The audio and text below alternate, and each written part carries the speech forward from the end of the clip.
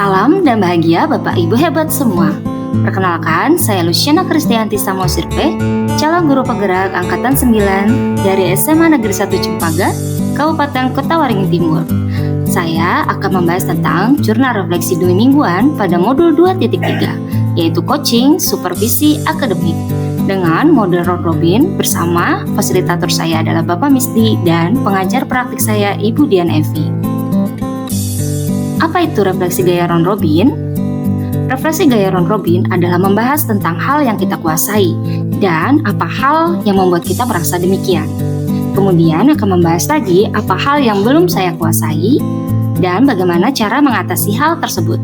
Dan yang terakhir adalah hal yang masih membingungkan pada saya yang terjadi dalam pembelajaran modul ini.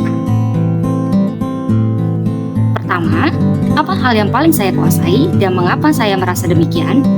Hal yang paling saya kuasai adalah melaksanakan coaching untuk supervisi akademik dan juga pelaksanaan coaching bersama rekan sejawat dalam bentuk hal pribadi ataupun perencanaan pembelajaran di kelas.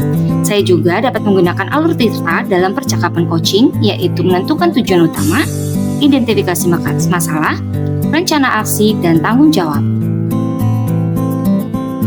Selanjutnya, dalam proses coaching menggunakan alur tirta ini, saya sudah mampu menerapkan paradigma berpikir coaching, yaitu yang pertama fokus pada coachee atau rekan yang dikembangkan, yang kedua bersikap terbuka dan ingin tahu, yang ketiga memiliki kesadaran diri yang kuat, dan yang keempat mampu melihat peluang baru dan masa depan.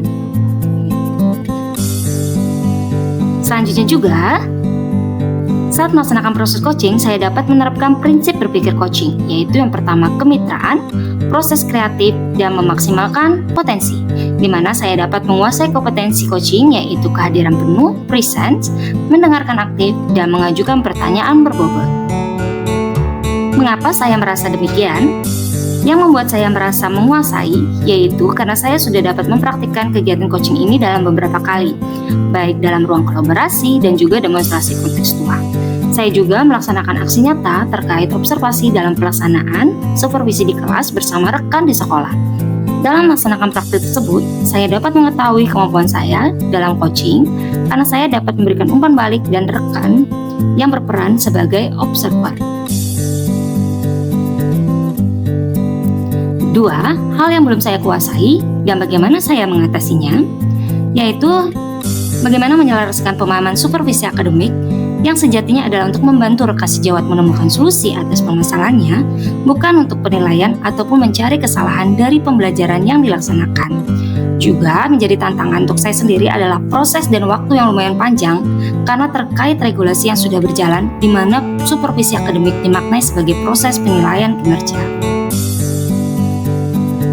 Hal yang akan saya lakukan untuk mengatasi hal tersebut adalah yang pertama melakukan diseminasi dalam komunitas belajar di sekolah tentang paradigma coaching dalam supervisi akademik. Yang selanjutnya yaitu membangun komunikasi dan koordinasi yang baik dengan rekan sejawat sehingga ketika menghadapi masalah tidak segan lagi untuk meminta diobservasi ke kelasnya.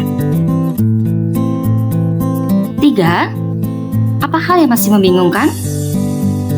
Yaitu menghilangkan asumsi-asumsi yang muncul dalam pemikiran saya sendiri tentang peristiwa atau masalah yang dihadapi oleh coachee.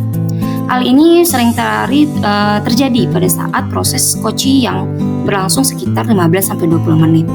Hal ini membuat saya bingung karena kadang terjadi percakapan yang cukup panjang dalam proses coaching, di mana kita sudah berusaha sebaik mungkin menuntun coachee agar mampu berpikir ke arah solusi pemecahan masalah, namun coachee tidak kunjung berikan tanggapan yang sesuai dan juga menemukan solusinya.